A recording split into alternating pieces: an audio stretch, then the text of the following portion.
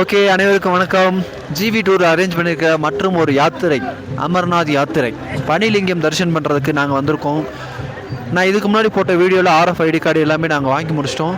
இங்கே வந்து நம்மளுக்கு கிச்சன் வராது, கிச்சன் அலோடு கிடையாது. பார்த்தீங்கன்னா நம்மளுக்கு கிச்சன் வந்து டெல்லியோடு முடிச்சுடுவாங்க. அதுக்கப்புறம் ஃபுல்லாக இங்கே வந்து அன்னதானம் அப்படின்னா நம்ம ஊரில் வந்து கிடைக்கிற மாதிரி அன்னதானம் கிடையாது. இங்கே அவ்வளோ ஸ்பெஷல்.